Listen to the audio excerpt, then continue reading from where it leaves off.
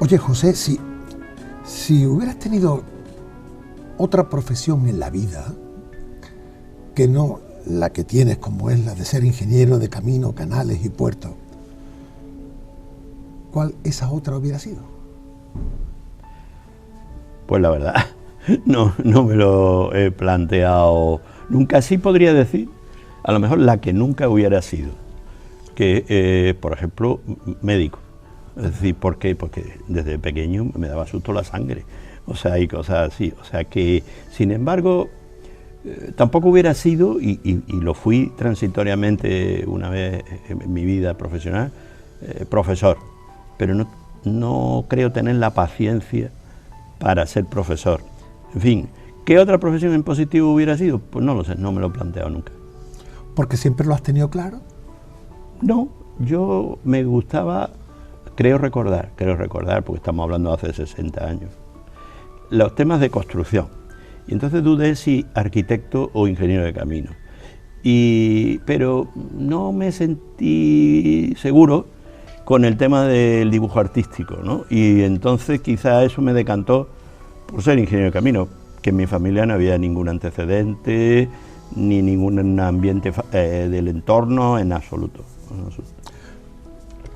Eso, lo de ser ingeniero, fue una opción de vida que se te presenta, la asumes, la ejerces, la realizas.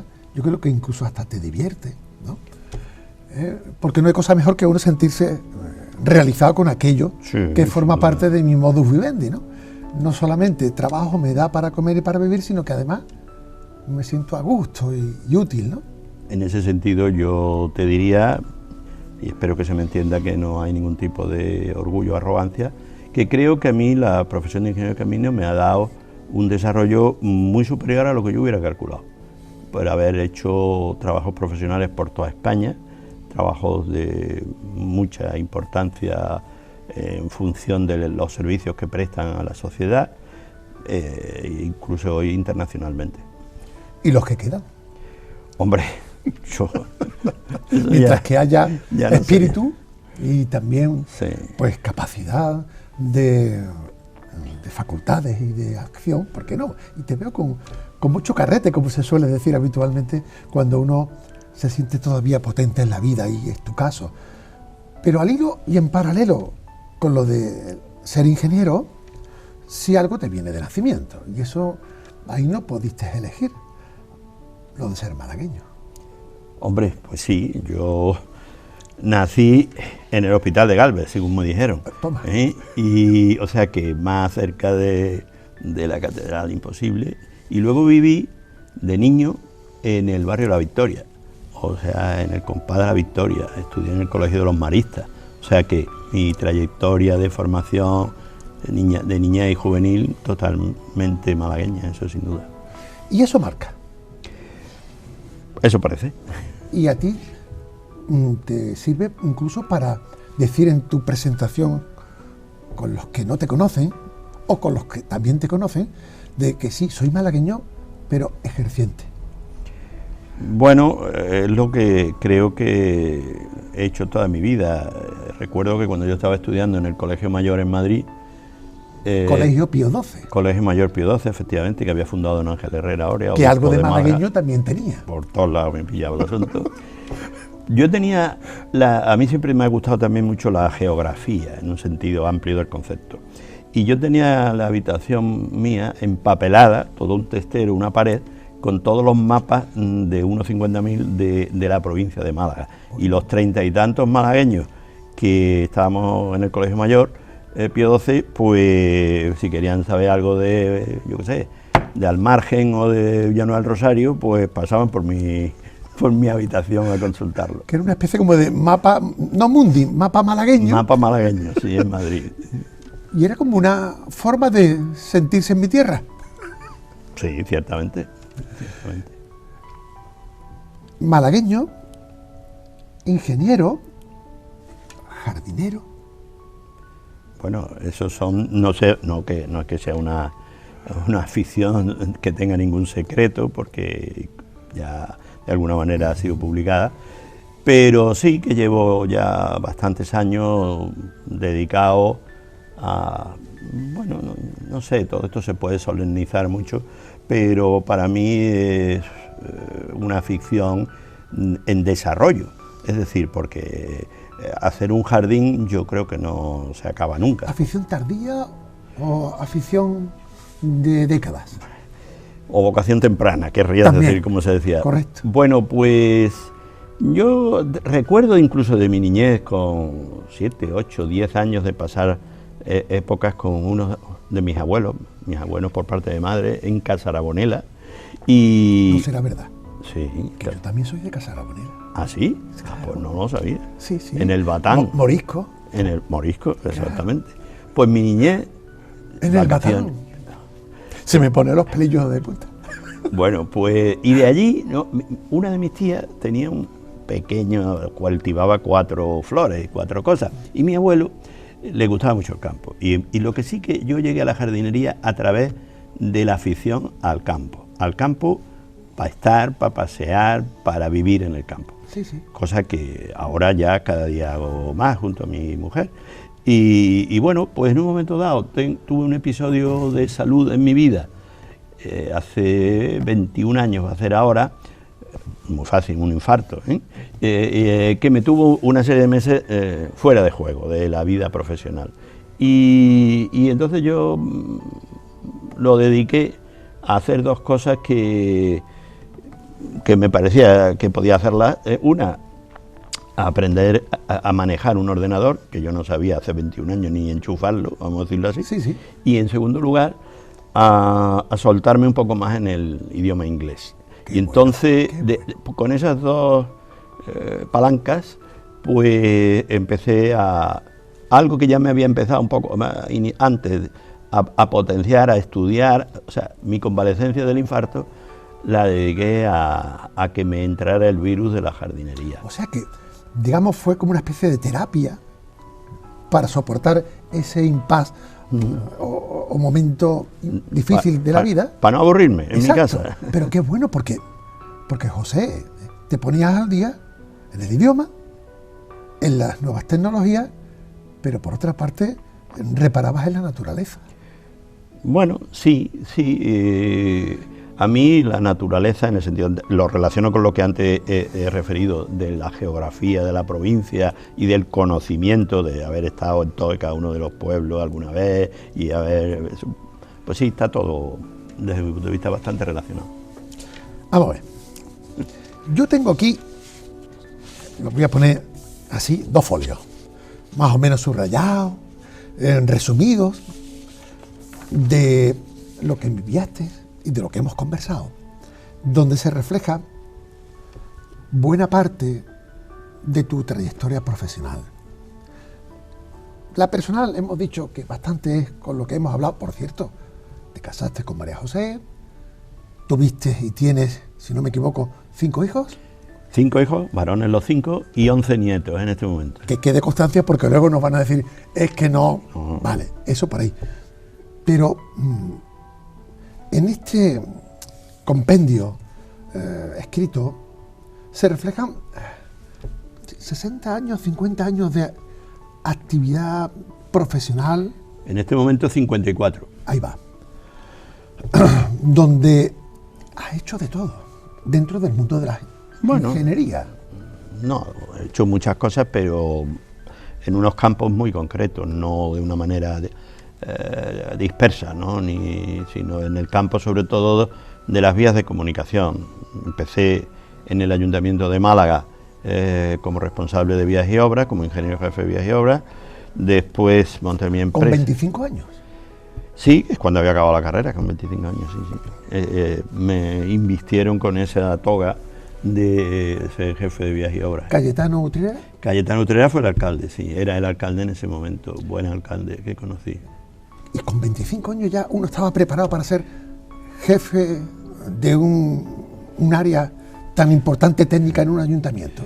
Vamos a ver, pues seguramente no, ¿Vale? y lo digo yo, pero la plaza que yo ocupé llevaba varios años vacante que nadie quería ocuparla. En aquellos tiempos, O sea, cuando se acababa la carrera de ingeniero de camino en Madrid, nadie se quería venir a trabajar ni a Málaga ni a ningún sitio, todo el mundo se quedaba en Madrid. Y a mí mis compañeros entonces no digo que me criticaran, me comentaban, decir, pero tú ¿cómo te quieres ir a Málaga? ahí empieza el ejercicio de malagueño. Bueno, de antes, pero Seguro vamos, que sí. otro paso más. Claro, fíjate qué curioso, José, porque lo que cuentas de hace, eso, años, me dices... 70. 70, 30 más 20 y tanto, estamos en los 50 y pico, ¿verdad? Málaga no es ni mucho menos la Málaga de hoy. Hoy hay tortas por venir. Sí, es que no tiene nada que ver, no se parece en nada. También te diré que recuerdo de esa época de los años 70, aparte de las dificultades lógicas de la transición política y social que venía aparejada, fue la década donde Málaga ciudad más creció en habitantes, que en esos 10 años creció casi un 40% la población. Se dice pronto. Que se dice pronto. Que Lo por cual, entonces éramos, yo lo recuerdo por mi padre, José, que también era malagueño ejerciente, ¿no? Y me puso la sensibilidad de doler Málaga. Yo soy doliente de Málaga. Me decía, Paco, ¿cómo Málaga, con toda la importancia que tiene en su, en su cosmopolitismo, en ser la industrial que lo fue, en estar abierta a los 4 puntos cardinales, ¿cómo no tenemos una universidad? O no tenemos una catedral terminada, o un Guadalmedina que nos sigue de vez en cuando inundando, ¿no? O cómo miramos en algunos sitios de espalda al mar, como era la Malagueta, el Palo, ¿no? Y ahí viene mi historia. Esa Málaga de los años 70 era una Málaga que estaba por hacer. ¿Cómo era aquella Málaga? Vamos a ver, yo, que como antes he dicho, nací en Málaga y me criaba en Málaga, yo recuerdo la Málaga de la miseria, Ya. en la calle, en los años 50. Ya. Hoy, me atrevería a decir, seguramente el 80% de los malagueños, hablarle de esto es como hablarle de la estratosfera, Sí, ¿no? O sea, sí. no se lo pueden ni imaginar. Ciencia ficción.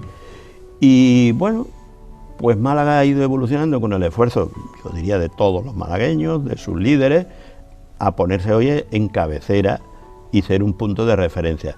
Eso no nos lo podíamos imaginar los malagueños en los años 60 y 70, pero vamos, ni locos. Claro, claro. Yo no sé cómo ha sido esa evolución, y tú eres testigo de la misma, En buena parte sí. seguro, porque era una ciudad donde las infraestructuras pecaban por su ausencia, ¿no? Aquí, bueno, hablar de carreteras medianamente dignas, salvo la de la costa, que, si no me equivoco, creo que, no sé, la 340, en el tramo más popular entre Marbella y Málaga, eso era un camino de cabra. Bueno, era una carretera asfaltada, pero en un momento dado, ya en los finales de en los 80, pues tenía 4 carriles, 2 por sentido, pero sin ninguna mediana. Es decir, con una línea amarilla en el centro, con lo cual había una cantidad de víctimas todos los años tremendo, porque ahora tiene mucho tráfico, Claro. pero entonces también tenía, y sobre todo las condiciones técnicas, hablo del año 80 sobre todo, porque ya se hizo autovía para, creo, el 90, 92, por ahí, o a finales de los 80. Bueno, las infraestructuras en Málaga. Pues, La Cuesta de la Reina era la Cuesta de la Reina. bueno, claro, es que esa es para mí una de las claves de la realidad de la Málaga actual. El día que se inauguró, que fue el 13 de julio de 1973, soy tan mayor como para haber estado en ese acto, junto con alguna persona tan significada como el alcalde actual, que era entonces presidente de la Diputación, de la carretera de Las Pedrizas. La carretera de Las Pedrizas, para mí, y lo he tenido recientemente ocasión de expresar públicamente, es uno de los elementos claves de la Málaga actual, porque hasta esa fecha de julio del 73, Málaga era una ciudad abierta, sí, abierta al mar, Exacto. pero bloqueada hacia el interior, de manera que además las poblaciones de la provincia que estaban al norte de los montes pues, tenían más relación con Sevilla, con Granada, con Córdoba. Entonces, la carretera de Las Pedrizas en el año 73 rompe con eso. Pero es que además la carretera de Las Pedrizas cuando se hizo fue la carretera, yo no intervine, o sea, porque no había acabado la carrera un año antes, ¿no? Sí, pero un poco más, si tuviera aguantado más el tema, seguro que hubiera No, pero quiero enfatizar, quiero destacar que cuando se decidió hacer lo que fue en el año 1966, fue el proyecto mayor que se había hecho nunca en España de una carretera nueva. Qué bueno. O sea, como carretera nueva, Salinas, Pedrizas, Málaga... No había Junta de Andalucía. Era Administración Central. Era ¿verdad? Administración Central. Y todos dependíamos de Madrid. El Ministerio de Obras Públicas. Y según conociéramos más o menos a un ministro de turno... Claro, ahí ya que me dices eso, pues yo tengo que decir un detalle que conozco... ¿Utrera? No, para mí ahí la figura fundamental fue don Ángel Herrera Oria. Ah, amigo. Que era... Volvemos al Pío. Sí, pero él tenía una relación muy cercana con Federico Silva Muñoz, que era el ministro de Obras Públicas. Y lo llevó al huerto, hablando cordialmente, de que se hiciera la carretera de acceso a Málaga. También hubo otras influencias, por supuesto, pero esa fue muy, muy determinante. Era una demanda fundamental, como bien dices, para abrirnos al mundo interior. Y al interior. Sí. Podemos hablar también del tren. El tren, si no hubiera sido por Alfonso XIII, ¿verdad?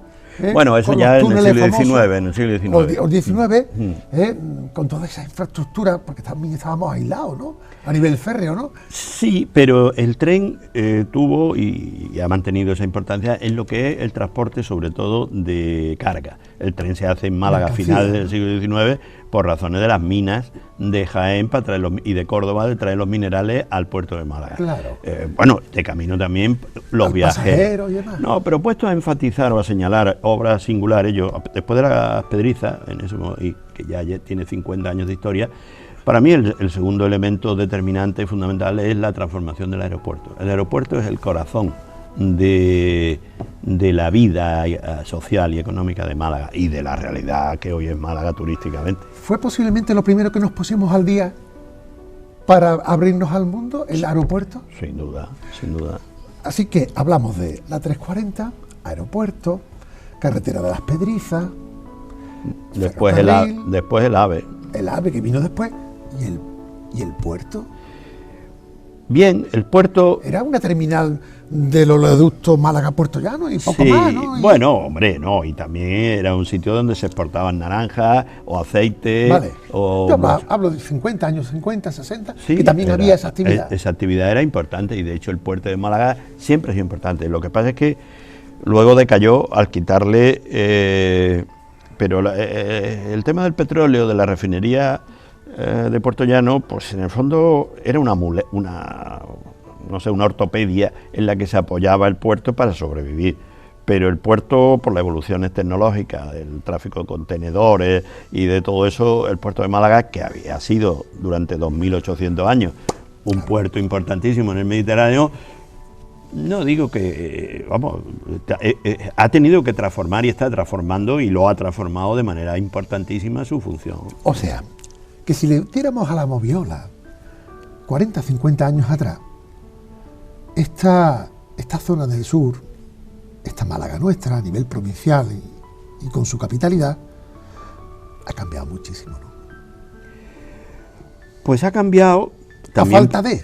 Bueno, ha cambiado también por algo que tú has citado antes, era inaceptable, infumable que no tuviera una universidad.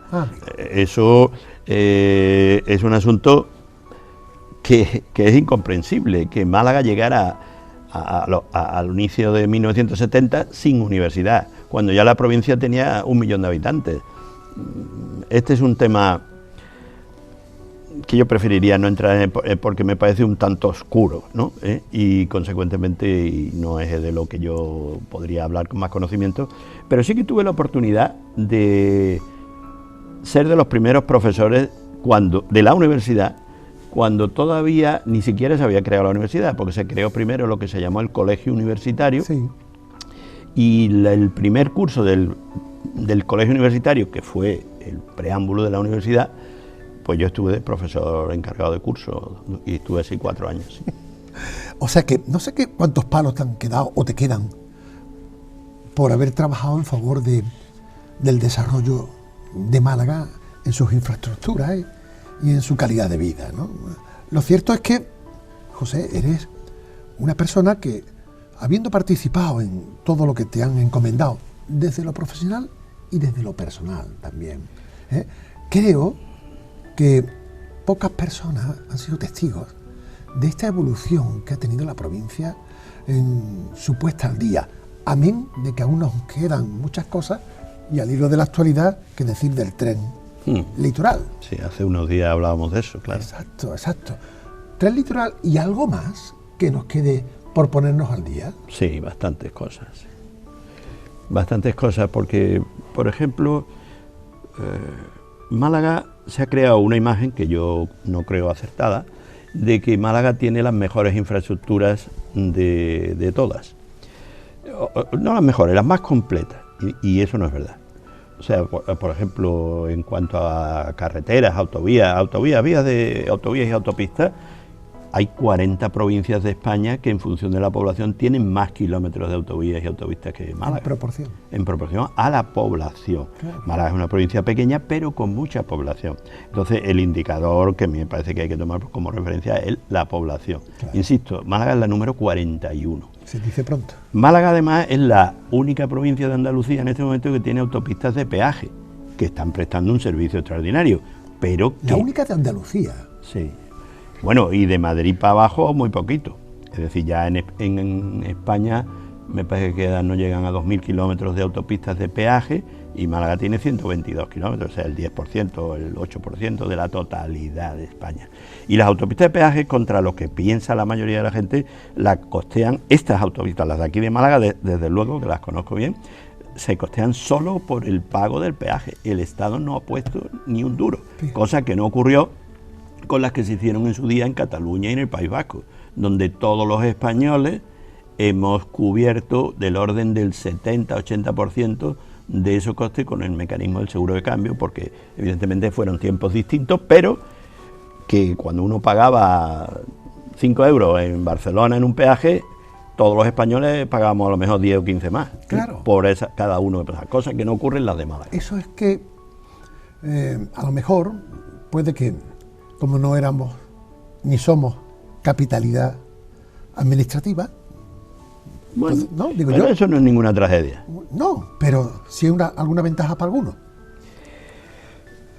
Pues no lo sé, pero yo creo que Málaga, una de las claves de que, como antes decíamos, haya evolucionado mucho y tenga muchas cosas, es porque desde lo que se suele llamar la sociedad civil se ha trabajado mucho en favor de estas necesidades, y yo participaba en una asociación que se llamaba ESDIMA, que presidía Enrique Van Dulken.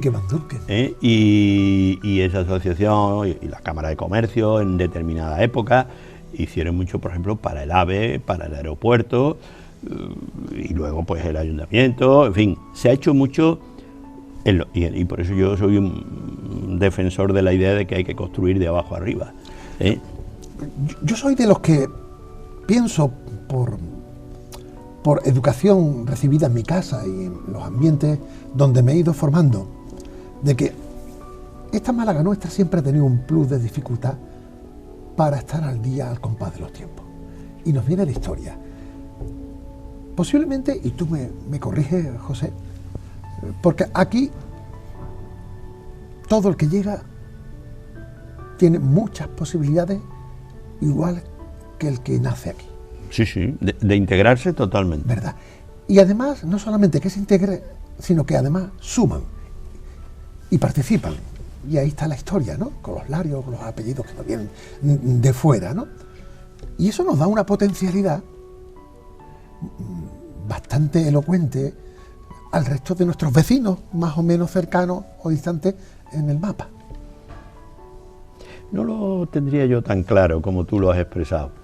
Es decir, que hoy emite una señal a nivel no solo español, sino europeo, internacional, de que Málaga es un sitio donde se puede venir a triunfar, eso sin duda. Vale.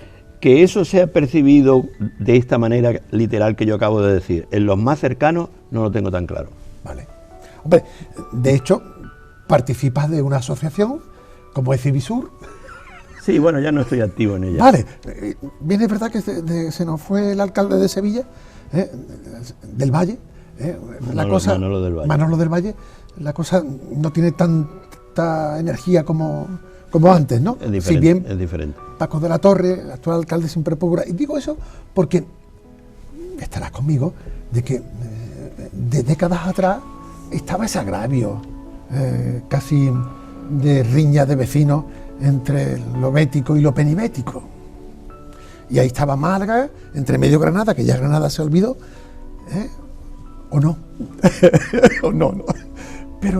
Pero sí que había cosas que nos diferenciaban por agravio o por desagravio, no lo sé. Pero eso hoy, gracias a esa potencialidad que tiene Málaga, sin ser capital de nada, desde un punto de vista administrativo, que lo somos desde un punto de vista económico. Insisto que no es ninguna tragedia. Exacto. Pero ese esfuerzo de estar al unísono de nuestra potencialidad, pienso yo, es porque aquí todo, casi todo se ha hecho a riñones de los malagueños ejercientes. Sí, hombre, hay muchos, o sea que no... Y no solo de carnet de identidad. No. Porque para ser malagueño no hace falta nacer en Málaga. Hace falta quizás doler Málaga, ¿no? Bueno, vamos a ver. Yo, desde luego, no me parece tanto nuestro tema de hoy los agravios interprovinciales y cosas de esas. No. Porque son temas culturales. Se han acortado, ya no existen. Bueno, no, yo eso... ¿Tú piensas que no? Sí, yo pienso que siguen existiendo con otras facetas, con otras manifestaciones, pero que... ¿Por qué? Porque tienen unas raíces culturales, sociales, que cada uno es fruto de su historia y legítimamente, o sea que... Pero yo creo que... A mí no me gusta recrearme en los problemas, pero taparlos no me parece que sea lo más inteligente. Lo cierto es que Málaga no se parece a la que se daba a 50 años atrás, y no me quiero olvidar del metro, que esa es otra infraestructura que a lo mejor podía ser también mucho mejor que el que tenemos, pero está ahí. No, fenomenal. Exacto. Y tú has sido parte activa. En el metro no he participado. No, ya sé que no. No he tenido la oportunidad de participar, ¿no? Claro, pero eso no quita para que estés al compás de esa sensibilidad que Málaga ha tenido en estos tiempos de que sus infraestructuras, el AVE, por decir algo que va entre carriles, o que decir de las carreteras, o de lo que está por venir que sea pronto como es el tren litoral, ¿no? Estamos ahí al unísono de una serie de infraestructuras que, como tú bien dices, algunas nos están costando de nuestros bolsillos, y otras, pues bueno, están pendientes de que se vengan de una manera o de otra. Tren litoral. Y saco el tema aquí porque, José, eres de los que más están luchando por el tema del tren litoral desde la parcela técnica que te compete como tal ingeniero, ¿no? Bueno, competir en cuanto a responsabilidad ninguna, porque yo no tengo ni he tenido desde que salí del ayuntamiento, que pedí la excedencia hace ya 42 años, pues yo no tengo ni he tenido ningún cargo, ni ninguna responsabilidad, ni he estado en ninguna organización política, ni administrativa de ninguna clase. Por lo cual, responsabilidad, cero, desde ese punto de vista. Como responsabilidad como malagueño, pues eso hay que dejarlo en la libertad de cada uno, de cómo lo quiera interpretar. El tema del tren, pues mira, yo me atrevería a significar que lo mismo que antes he señalado, el tema de la carretera de Las Pedrizas como elemento clave o importante en un momento histórico, el aeropuerto en otro momento histórico, pues, o sea, podríamos decir, la carretera de Las Pedrizas lo que fue, El aeropuerto lo que es y el tren lo que ha de ser. No sé si me explico. Ha de ser, claro. Porque como elementos clave del futuro no solo de la costa, de la provincia y me atrevo a decir de Andalucía. Seguro, seguro. ¿Y tú qué sabes más que la mayoría? Sí, porque el tren litoral sigue siendo asignatura pendiente en una zona donde, según los estudios que se tienen, y tú has hecho algunos, sería una infraestructura sumamente sostenible en lo económico y en lo social. A mí lo que me parece, y no es que me lo parezca a mí, es que hay una legislación que obliga a que la elección de las inversiones públicas, la ley de sostenibilidad, sostenibilidad o eficiencia, no sé cómo se llama, presupuestaria de 2012, del año 2012, que se hizo a la salida de la crisis del año 2008-2009, impulsada desde la Unión Europea. Entonces, esa ley obliga a las administraciones públicas, a todas, a guiarse por criterios de eficiencia. Correcto. Y el concepto de eficiencia es un asunto sobre el que haría falta mucha catequesis en la sociedad. Porque no es decir, yo pienso que es buenísimo que se haga el tren. Bueno, vamos a ver, el tren, un cohete a la luna, cada uno se le puede ocurrir una cosa y todas son legítimas. Sí. Pero lo que hay es que soportar una propuesta de lo que sea en una lógica de eficiencia, de rentabilidad, de funcionalidad, de utilidad. Si no es así, las cosas no se sostienen en el sentido más amplio de la palabra sostenibilidad. Claro. Y entonces el tema del tren de la costa, ¿cuál es su gran fuerza desde mi punto de vista? Precisamente eso, la eficiencia y la rentabilidad, en la medida en que los números que se manejan y que se vienen manejando hace 20 años, hablan de unos volúmenes de demanda del orden no inferior a 40-50 millones de viajeros, cosa que no hay comparación prácticamente en España, salvo alguna cosa puntual de Madrid y de Barcelona. Entonces, ¿por qué no se ha hecho hasta ahora? Porque a lo mejor no estaba don Ángel Herrera. No, bueno, no sé. Lo digo por lo de la carretera. Bueno, pero yo creo que cada cosa tiene sus circunstancias y su momento. La Junta de Andalucía hace 25 años me pareció que supo ver que el tren de la costa tenía sentido y tenía utilidad. Quizá lo desenfocaba porque hablaba de unos números sin demasiado rigor. Y a lo mejor por eso no acabó saliendo adelante, porque claro, lo mismo se puede uno quedar corto que pasarse en los argumentos, claro, y si no se habla con rigor y con seriedad, pues al final no le escuchan a uno, claro. Y al final tenían que escuchar otros. ¿Quiere decir que todo lo que hasta ahora ha venido habiendo sobre el tan necesitado proyecto de tren litoral, el que recorriese toda la costa, es porque ha habido mucho humo y poco fuego? No, fuego en la medida en que la Junta llegó a no solo hacer los proyectos, sino a adjudicar un tramo de obras. Desde Fuengirola a la Cala de Mija se adjudicó un tramo de túneles y eso, pero de ahí no pasó, de un papel administrativo. Luego vino la crisis lo paró. La crisis del 2008, 2010 y eso, pues ya fue... Y luego el virus, y ahí estamos. Entonces, yo lo que he tratado de hacer en este asunto, que insisto, no tengo de haber intervenido antes o antes, sino como malagueño simplemente, claro. De decir, bueno, pues esto hay que movilizarlo. En cuanto, yo y con otras personas, autoridades, que para qué voy a citar, porque no estoy aquí para hacer panegíricos de nadie, ¿no? Pero que es público y notorio. Entonces, si hubiera existido la asociación AESDIMA y con Enrique Bandurca en cabeza, pues lo que un poco he venido haciendo yo en los últimos años, porque esto no es de ahora que se ha publicado un estudio, llevo 10 o 12 años moviendo estas cosas más o menos bajo cuerda, lo hubiera hecho AESDIMA, y AESDIMA, ese papel de movilizador, un poquito a lo mejor es lo que se ha echado en falta últimamente en la sociedad malagueña, porque, insisto, en los años 80, 90, AESDIMA fue muy determinante para que cosas que se hicieron, pues ya están hechas, pues eso es lo más normal del mundo. No lo eran. Qué bueno. No lo eran. ¿Sería el tren litoral la infraestructura de transporte, de comunicación más necesitada que tenemos los malagueños hoy día? En este momento, sí, sin duda.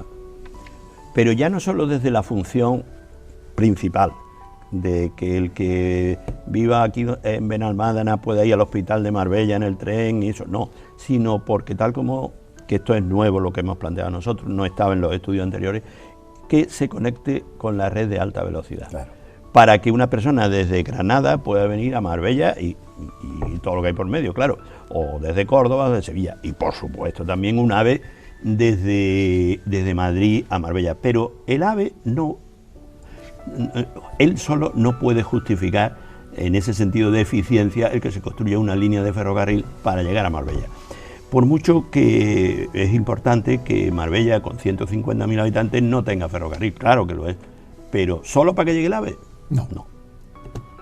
Es decir, aprovechando los recursos que se tienen, optimizarlos y complementarlos. Sacarle el máximo partido. Exacto, con una infraestructura que nos ponga una comunicación rápida, segura, Interna, regional. claro, Y intermodal. Eso es, todo eso, a su vez también eso, el planteamiento que nosotros hemos hecho, que también es novedoso de respecto a los antecedentes, es extender el servicio de transporte público a cada rincón, podríamos decir, de la costa. Porque si no, al lado de la estación, aquí donde estamos, al lado de la estación de Arroyo, magnífico, aquí el ferrocarril está garantizado. Pero el que está en Benalmádena Costa, ¿qué? Claro. ¿Me entiendes? Ese no lo ha tocado, Claro. la lotería. O el que está, no digamos ya en Mija o Marbella, que todavía no llega. O en Torremolinos, el que está cerca de la Nueva Galera, estupendo. Pero el que está en la zona cercana a la variante antigua, pues no tiene ferrocarril. Entonces, dar servicio a toda la población.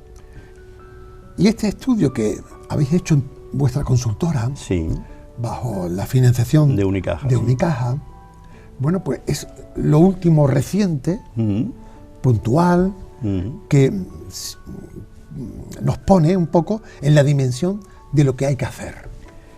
Por lo menos de los temas que deberían estudiarse con mayor profundidad de lo que hemos estudiado nosotros, porque lo que nosotros hemos hecho es un análisis funcional Claro, básico, claro. pero evidentemente un proyecto de 3.000 millones de euros no se alinea con un estudio de 4 meses. ¿Y quién tiene la pelota?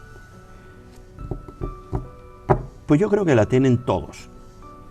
Es decir, el planteamiento un tanto, no sé si decir simplista o maniqueísta, de pues esto es de uno y no es de frente a los otros. Sí. Eso no nos va a llevar a la meta, en mi opinión. Esa es mi opinión. Cierto. Entonces, la cuestión es buscar que alguien lo empuje, lo movilice, pero promueva en primer lugar la integración de todos.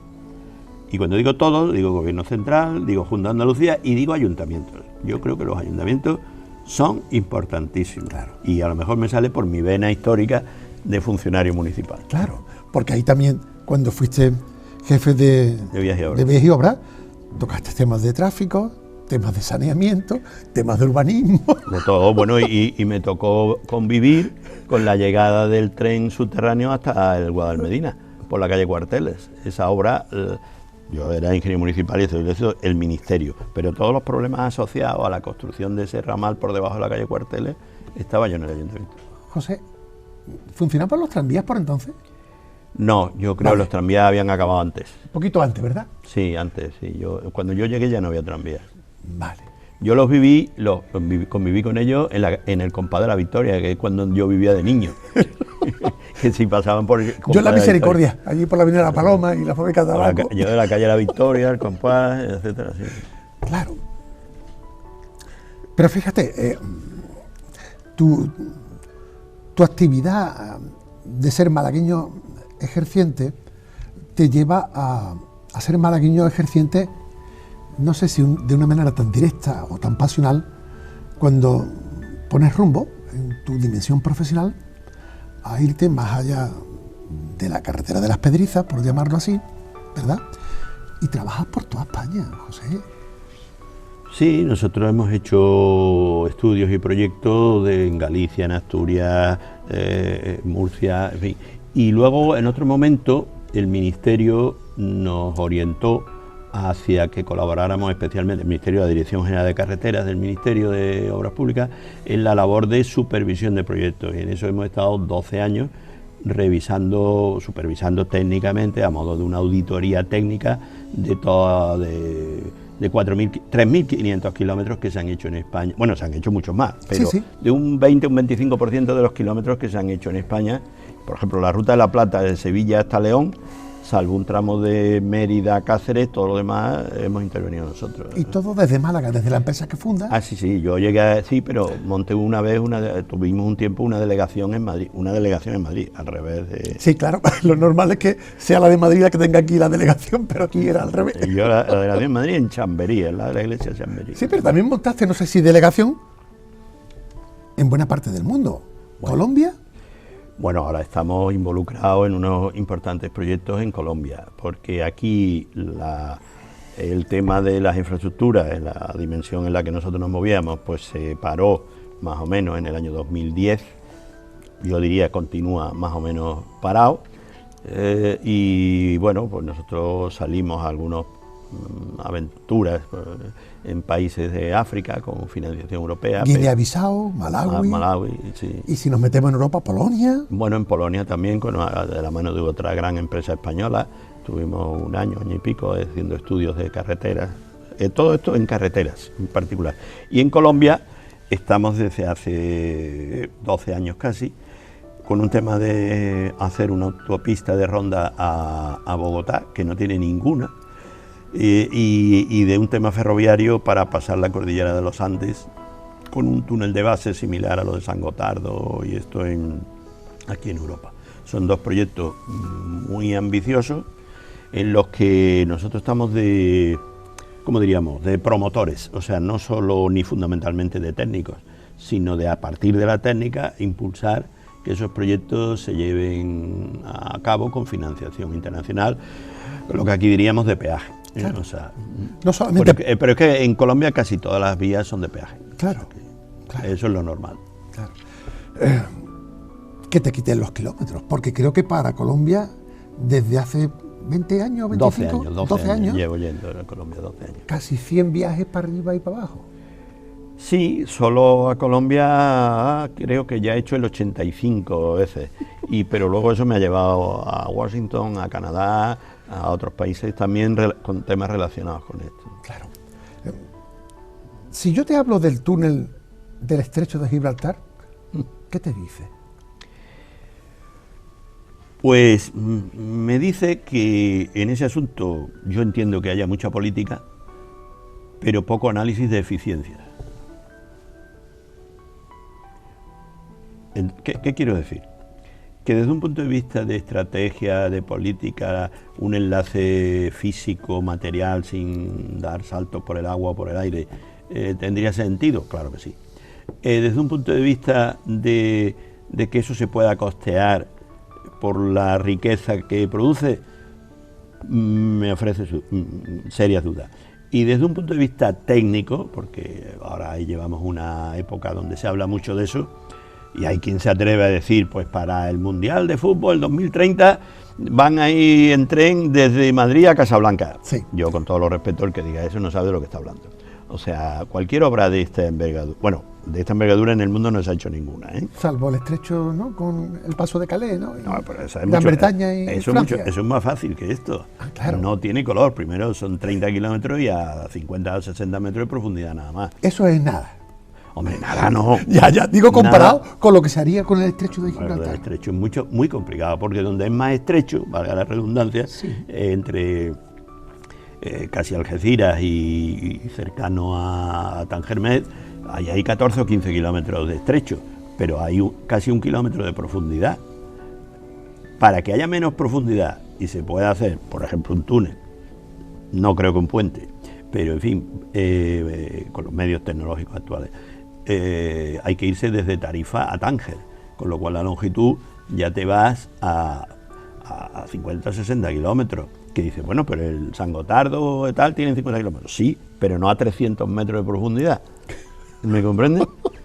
O sea que hay muchas campanas en ese sentido, por lo que... Yo me encantaría que se hiciera, pero de verdad... No lo vamos a ver. Hombre, yo me tampoco. atrevo a asegurarlo. ¿Y el cauce del Guadalmedina? ¿Lo vamos a ver? Bueno, ese es un tema que daría muchísimo que hablar y de contar muchas historias. ¿Por qué otras ciudades han resuelto? los cauces de arroyo Sí, o de sí, lo que sea. ríos, como Valencia o Ramblas, como Almería, y nosotros tenemos esta cicatriz. Pero es que has citado dos casos absolutamente diferentes y antagónicos. Vale. Valencia, en la época todavía de Franco, vamos a decirlo así, Sí, sí. se decidió hacer un desvío del río, que es lo que ha dejado el cauce antiguo seco, pero porque el río va por otro sitio, el río Turia, un río mucho más serio, dicho sea de paso, que el Guadalmedina. Claro, ¿Sí? claro. Bueno, entonces en Valencia se ha echado el río por otro sitio. El río, un río que además lleva agua continuamente, que tiene una funcionalidad en el drenaje del territorio fundamental, y lo primero que se hizo fue quitarlo. Y después se ha podido hacer un parque, claro. Almería es el caso más asimilable a Málaga, porque es una antigua rambla, es decir, el concepto rambla es más asimilable al Guadalmedina. Sí, sí. Y en Almería, pues la Junta de Andalucía hizo lo que parecía que debió haber hecho en Málaga, pero en Málaga hubo voces que no lo aceptaron y no se hizo. Que hay un embovedado, hay unos parkings, hay una serie, y la Rambla de Almería es el espacio de centralidad de Almería. Pero hay otro caso que normalmente no se maneja, o alguna vez se ha manejado, que es Niza, una ciudad como Málaga. Niza tiene un río, más en la línea del Turia que no de la Rambla de Almería, ni más que el Guadalmedina, se llama Le Payón, que está embovedado a través de la ciudad. Y usted, cualquiera va a Niza y no ve el río por ningún lado, pero porque pasa por debajo. Claro. No sé si me explico. Sí. Y con una particularidad en el caso de Niza, a diferencia del caso de Málaga y el caso de Almería. En Niza no hay ningún elemento hacia arriba que pueda regular el agua. Es decir, que tal como pueda llover en la cuenca, a lo bestia se mete por el embovedado. No así en el caso de Málaga, donde está la presa del Limonero. Ante la del túnel. Bueno, es ¿No? muy pequeñita, Claro. pero que permite, y se hizo precisamente con esa intención, de regular las avenidas. Que eso me parece un asunto fundamental, y se hizo la presa del Limonero para que algún día se pudiera controlar el cauce. Claro. Pero se hizo la presa y ahí se quedó el asunto. Bueno, hay quienes incluso preconizan que habría que demoler la presa. Bueno. No saben lo que hablan, a mi modo de ver. Desde un punto de vista de seguridad. Sí. De seguridad. Qué fuerte.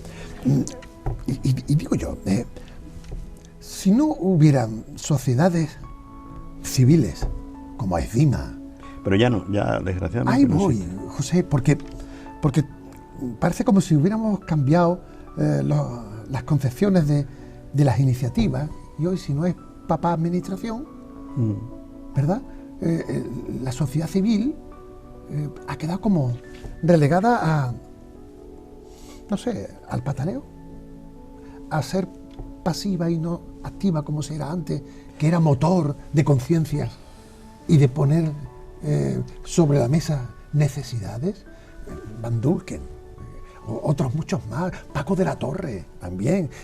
Paco de la Torre fue también miembro de Aizima, claro, en su día. Claro, y también gracias a él la universidad salió adelante, como la Orquesta Sinfónica de Málaga. Y a su padre. Claro. Si nos falta esa potencialidad humana de que lo civil le diga a lo público, que estamos aquí para sumar y para ayudar y para ser motor. ¿Qué está pasando para que ahora todo sea o Europa, y ya veremos, o la administración, y ya sabemos cómo funciona la administración? Bueno, Paco, me planteas una cuestión que... Y sobre todo es que para obras públicas y para infraestructura, si no tenemos ese empuje de lo civil, apague y vámonos. Pero los tiempos cambian. ¿Y las personas también?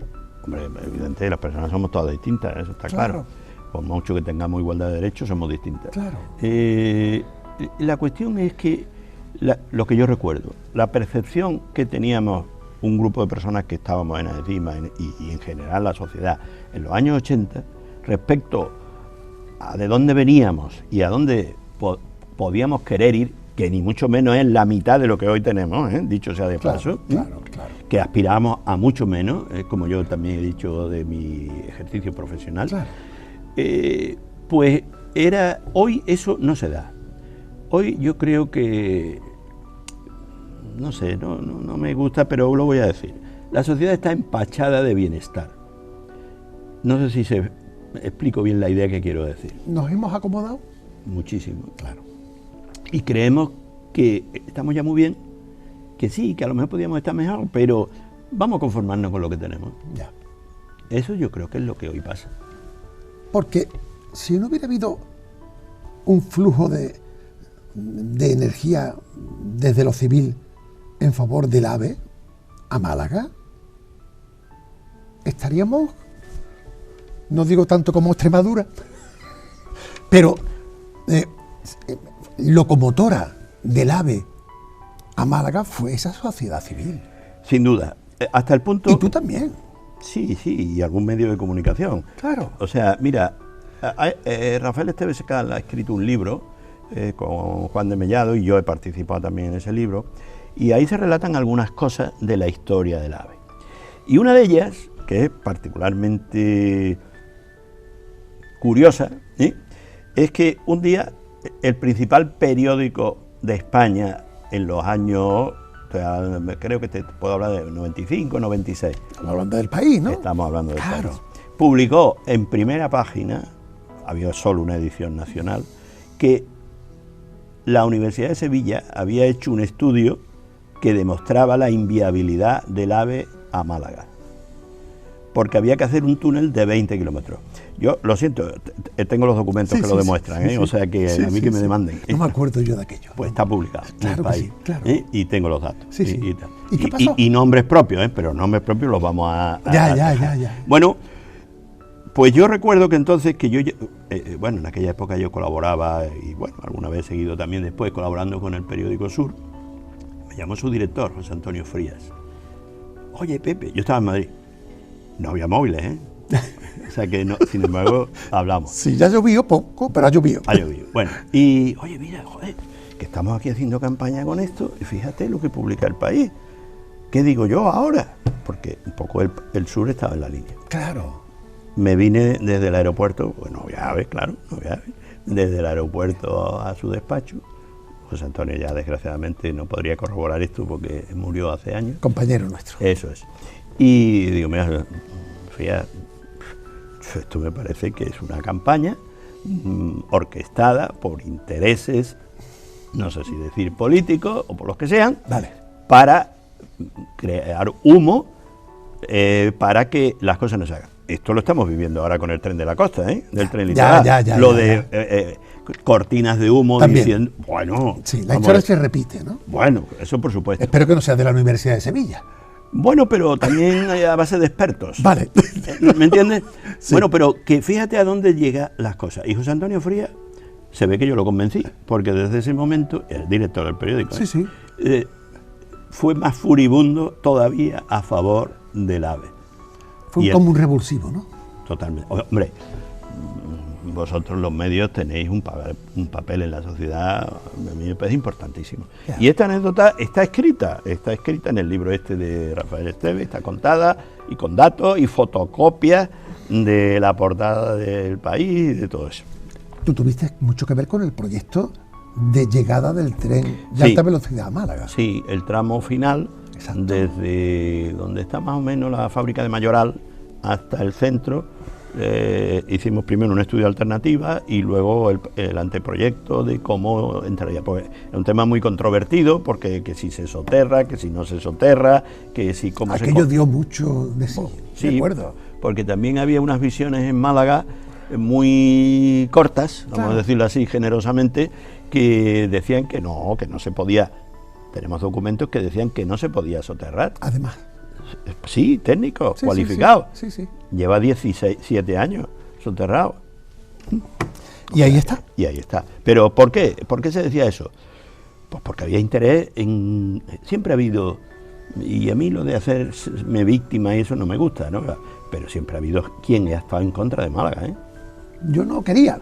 Y algo tocamos hace un rato. Pero Pero no solo desde fuera. ya lo sé. Incluso desde dentro. Y desde dentro. Claro.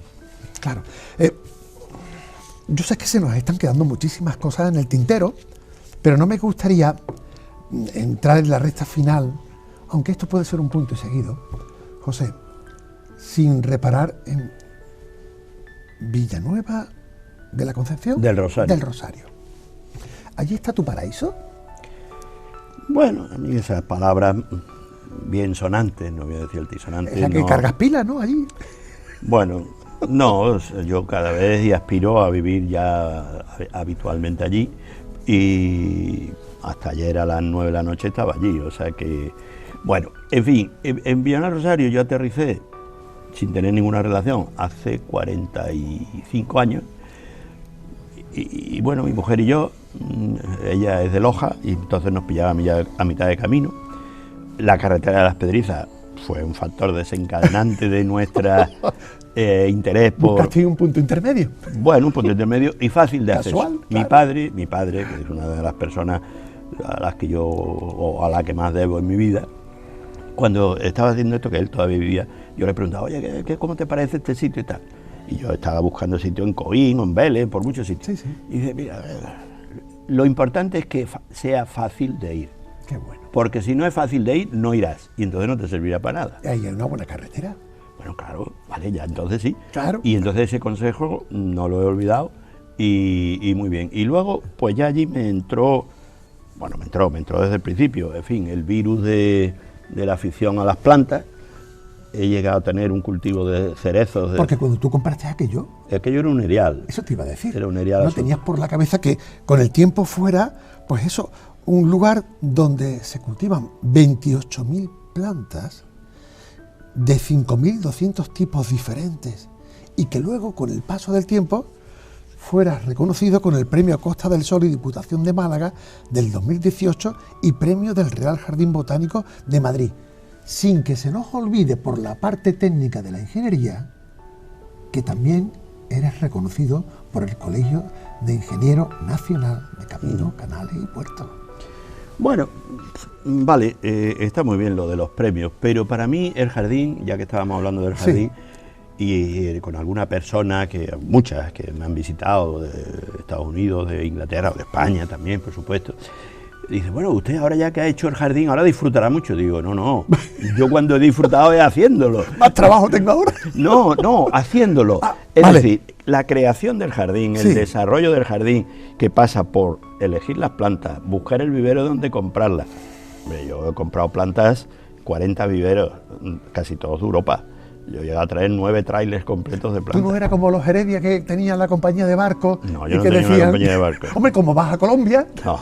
Bueno, he traído plantas de Claro. Colombia, pero bueno, eso es una anécdota, o de Texas, de Austin, y de jardines botánicos del Arnold Arboretum de Boston, en fin. Si tuvieras que elegir un vegetal, una planta de las que tienes allí cultivadas, que tuviera especial sentido con relación a tu vida...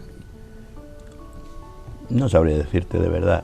O sea, ¿Algún hombre, a mí cerezo? me gustan mucho los árboles. Tengo ¿Algún 1000. cerezo?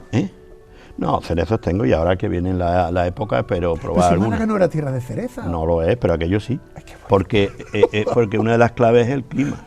Claro. El clima, que en Málaga, los malagueños, ahora voy a criticar a los malagueños, ¿eh? Bien, me voy a permitir Bien, esto. bien, que para eso somos como Ah, somos. Bueno, y como yo lo soy, pues me permito Claro, la crítica. tenemos autoridad moral para eso.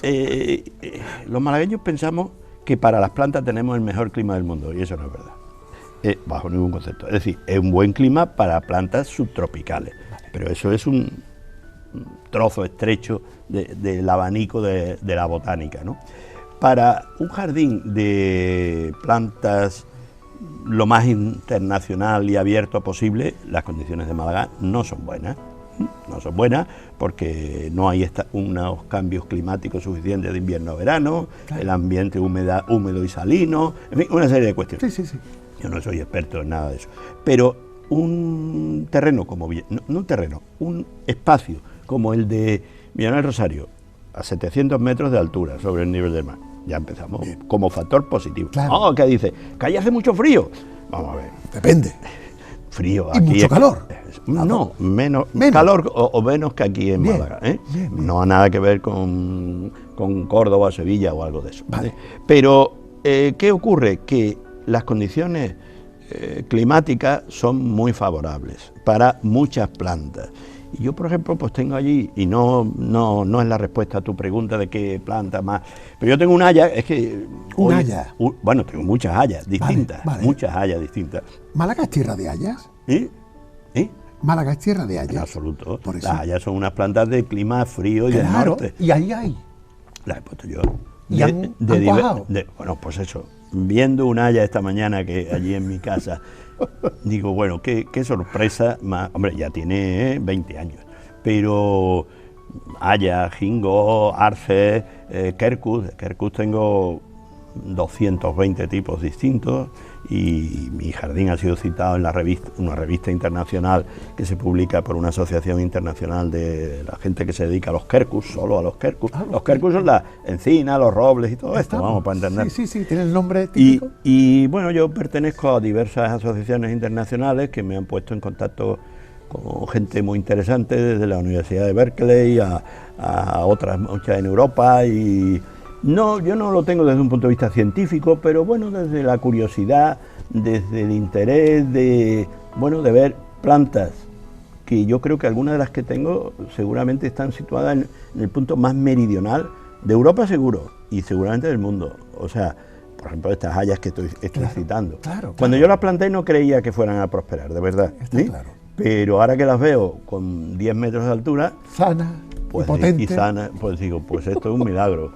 Qué maravilla. Además son los seres vivos que más aguantan.